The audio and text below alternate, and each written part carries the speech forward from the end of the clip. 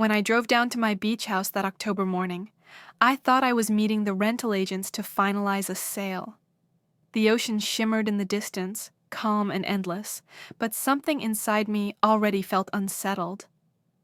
Mrs. Blake, this place is incredible. Jennifer, the younger agent, said as she stepped out of the car, heels clicking against the deck. Oceanfront, 3 bedrooms, that repound porch, it'll sell in days. I smiled politely, but my hands trembled as I unlocked the door. This house held 40 years of memories. My husband Frank proposed to me right on that porch. My daughter Emma took her first steps in the living room, but memories didn't pay medical bills. 3 years after Frank's passing, debt still clung to me like fog. As I opened the door, a faint sound floated down from upstairs. Soft laughter, a woman's giggle, a man's voice I recognized instantly. My pulse quickened. "Is someone supposed to be here?" asked Robert, the senior agent. I shook my head, motioning for them to stay back. The laughter came again, followed by the creak of the bed, my grandmother's quilt, my bedroom. I climbed the stairs slowly, each step creaking under my weight. Through the half-open door, I saw 2 figures tangled in my sheets. The man's back was unmistakable. Broad shoulders, dark hair, perfectly styled. My son-in-law, Matthew Carter. The woman beneath him was young, blonde, with manicured nails tracing his neck. Not my daughter. "Matthew Carter," I said firmly. The scream that followed echoed the hallway. He jumped up, scrambling for the sheets, his mistress gasping in horror. "Mrs. Blake, I can explain," he stammered. "Oh, can you?" I said coldly. "Explain why you're in my house in my bed with someone who isn't my daughter." The young woman clutched the quilt. I should go. "Stay right there, Sandra." Her startled eyes widened. I already knew who she was. The assistant Emma had once mentioned, the one Matthew trusted with late-night meetings. In that moment, rage turned into something else. Clarity. My daughter's marriage wasn't just loveless, it was rotten to the core. Matthew scrambled to grab his clothes, muttering excuses that crumbled under the weight of my silence. "You don't understand," he said, buttoning his shirt. "Emma's fine. She has everything. House, car, security. What she doesn't know won't hurt her. She deserves love, Matthew, not lies." He laughed, a sharp, arrogant sound that made my skin crawl. "Love fades, Mrs. Blake. Comfort lasts. Besides, she wouldn't leave even if she knew. She's too scared to be alone." Those words were the final spark. I realized he wasn't just cheating. He was controlling her, making her doubt her own worth. I pulled out my phone. Matthew smirked, calling Emma. "Go ahead. She won't believe you." But I didn't call my daughter. I scrolled to a different number. "Hello, Tony. It's Marian Blake. Remember how you said to call if I ever needed anything?" Matthew froze. "Who the hell is Tony?" "You could say he's an old friend of Frank's," I said evenly. The truth was, Tony Russo had been Frank's partner on the Charleston police force for 15 years. After Frank died, Tony kept in touch, checking in, offering help. And now I needed him. Within minutes, Tony's calm, steady voice filled my ear. "Marianne, what's going on?" I told him everything. The affair at the beach house, Matthew's arrogance. Then Tony's tone changed. "You might want to sit down. We've been investigating prestige investments for months. Your son-in-law is on our radar for large-scale embezzlement. He's been siphoning money through fake accounts." The room tilted slightly. "How much?" "Nearly $2 million. I looked at Matthew, who was glaring at me, his mistress pale beside him. "Thank you, Tony," I said, my voice steady. "That confirms what I needed to know." I hung up, turned to Matthew and smiled. "Get out of my house." He blustered, but there was fear behind his eyes. "Now you'll regret this, Marianne. Emma depends on me." "Not for long," I said softly. "I'm about to remind her what independence looks like." As he stormed out, I snapped a few photos of him and Sandra Insurance. Then I stood in the quiet aftermath, the waves crashing faintly in the distance, and whispered to myself, "You picked the wrong family, Matthew." The next morning, I sat across from Detective Tony Russo at a small cafe near the courthouse. His gray eyes were sharp, the same steady look I remembered from Frank's days on the force. "Marianne," he said, leaning in, "we've been building a case for months. Prestige Investments is knee-deep in fraud, and Matthew Carter is right in the middle of it. We just need the evidence to tie him directly to the stolen money." "What kind of evidence?" I asked. "Proof of coercion, accounts in his name, or transactions involving family property. If he's using your house or your daughter's name, we can nail him." I thought about Emma's exhausted face, how she'd lost her spark since marrying him. He uses my house for his affairs. He might be using it for his crimes, too. Tony nodded slowly. Then we make him show his hand. That afternoon, I called Emma. "Honey, how are you holding up?" She sighed. "Tired, Mom. Matthew's been working late again. He's under so much pressure with the company." "Pressure?" "Right. I was thinking of selling the beach house," I said softly. "Maybe Matthew could help. He seems to have a lot of business connections." There was a pause. "That's actually a great idea. He knows real estate investors. Perfect." Later that evening, Tony and I sat in my living room planning. "We'll wire you for sound." He said, "If he's as arrogant as you describe, he'll brag. People like that always do. He'll think he's helping me." I said, "He'll take the bait." Tony smiled faintly. "You've still got that investigator's instinct, Marianne. Frank would be proud." When Matthew called the next morning, his voice was smooth as silk. Emma said, "You're looking to sell? I've got investors who could move quickly." "Really? I'd need to sell fast. Medical bills are catching up." He chuckled softly. "You called the right guy." After we hung up, I looked out towards the ocean.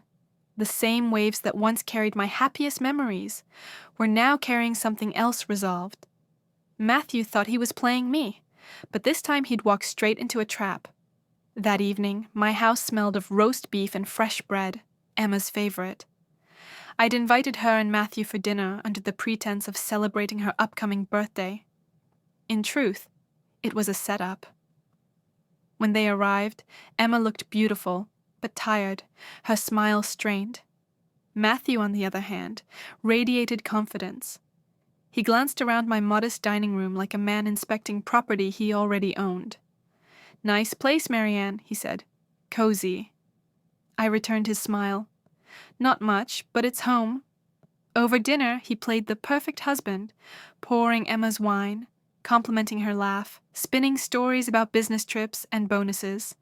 She beamed at him, unaware each word was rehearsed manipulation. "So," I said lightly, slicing a piece of bread. Emma mentioned, "You might know someone interested in my beach house."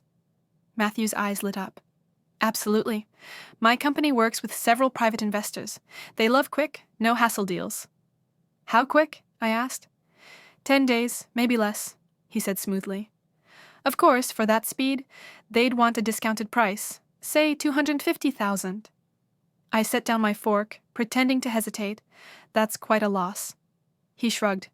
"Better than waiting months. Besides, I could personally oversee the process, make sure you're taken care of. Family helps family."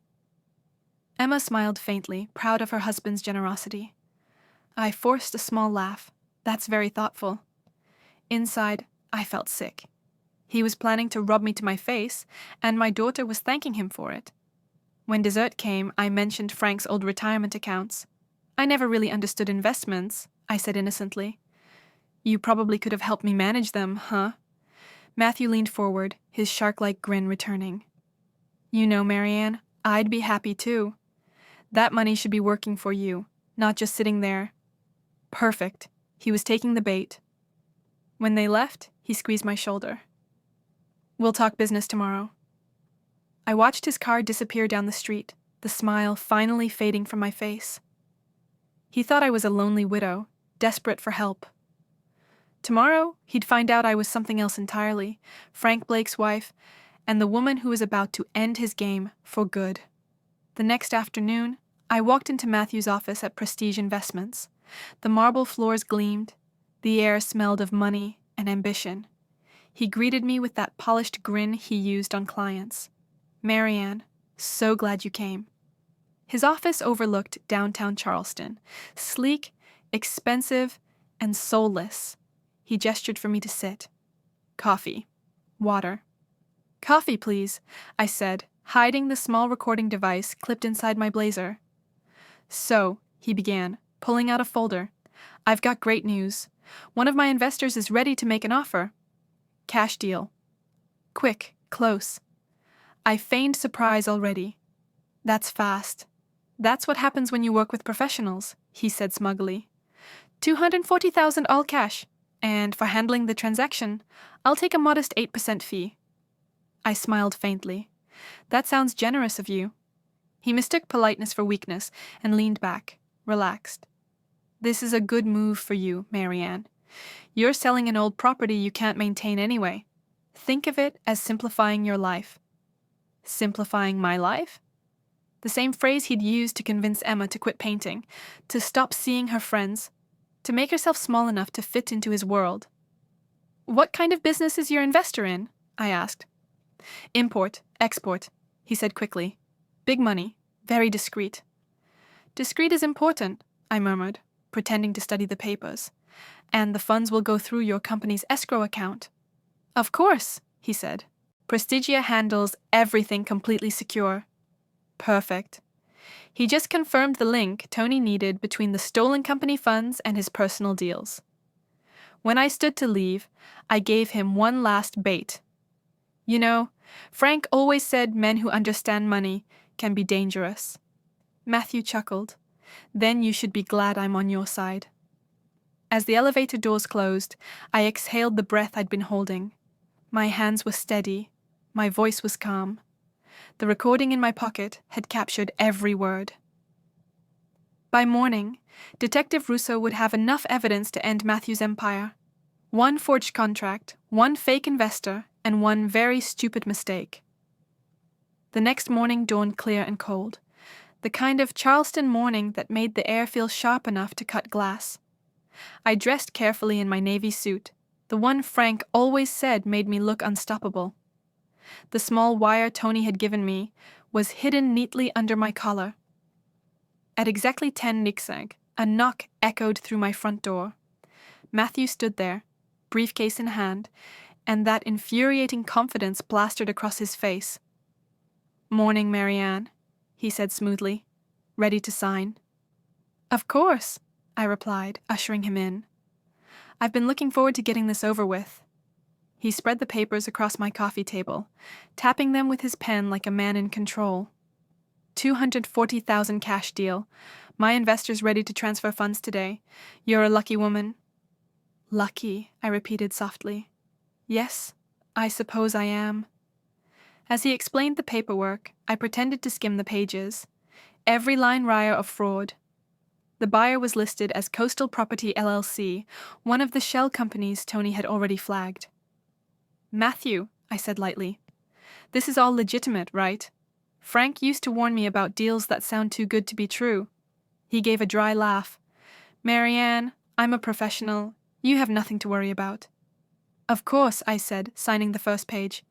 That's when the doorbell rang. Matthew frowned, expecting someone. Not that I recall. I opened the door, and there stood Tony Russo, flanked by 2 officers in plain clothes. Good morning, Marianne, he said warmly. Hope I'm not interrupting. Not at all, I replied, stepping aside. We were just finishing up some business. Tony's eyes met Matthew's. Mr. Carter, we've been expecting you. Matthew blinked, the color draining from his face. Expecting me? Tony held up a badge. You're under arrest for embezzlement, fraud, and conspiracy. You have the right to remain silent. As the cuffs clicked shut, Matthew sputtered, You set me up. I met his furious glare calmly. No, Matthew, you set yourself up. I just pressed record. He was led out the door while Tony gave me a small nod. Nice work, Marianne. Frank would have been proud. That afternoon, my living room felt too quiet. The contract still lay on the table, unsigned. A silent reminder of how close Matthew had come to ruining us all. The phone rang. It was Emma. Mom, what's going on? Matthew called me from some police station. He says you set him up. My throat tightened. Sweetheart, come over, please. I'll explain everything when you're here. 20 minutes later, she arrived still in her nurse's scrubs, eyes wide with fear. Mom, what happened? Is Matthew okay? Sit down, I said gently. There's something you need to know. As I spoke, I watched the color drain from her face. I told her about the affair, the fake investors, the stolen money. When I finished, silence filled the room. $2 million, Emma whispered. All stolen? That can't be right. It's true. Tony has the evidence. And Emma, he used your name on some of the accounts. She looked up sharply. He what? He forged your signature. He was setting you up to take the blame. Emma pressed her hands to her face, shaking her head. I loved him. I defended him. God, Mom, I thought he was my safety. I reached out, touching her hand. He made you believe that. But you don't need him to survive. You never did. For a long time, she just sat there, silent tears rolling down her cheeks. Then she stood up slowly. I'm filing for divorce. Are you sure you're ready for that? Emma's voice steadied. Ready? I've been ready for years. I just didn't know it until now. When she left that night, she was still heartbroken, but her posture was different, straighter, stronger. Later, Tony called. We've got enough evidence to secure a conviction, but Marianne, your daughter's name will come up during the trial. She'll need support. She'll have it, I said quietly. From now on, she's not fighting alone. For the first time in years, I felt peace. Not victory, just relief. Matthew's empire was crumbling, but what mattered more was that Emma was finally free to rebuild her own. 3 months later, the courthouse smelled of coffee paper and cold determination. I sat in the front row as the trial began, watching Emma take the stand. She wore a simple gray dress, her hair pulled back, her voice calm and clear. Mrs. Carter, the prosecutor began, were you aware of your husband's embezzlement activities? Emma lifted her chin. No, I wasn't. I trusted him. He controlled every account, every decision. I thought he was protecting us. I was wrong. The defense attorney tried to rattle her.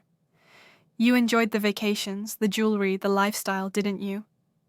Yes, she said quietly, because I believed the money was earned honestly. That's not a crime, it's trust. Her words silenced the courtroom. Even the judge paused before nodding. Then Matthew's former colleague, James Morrison, testified. He showed me the system. He built fake clients, fake accounts.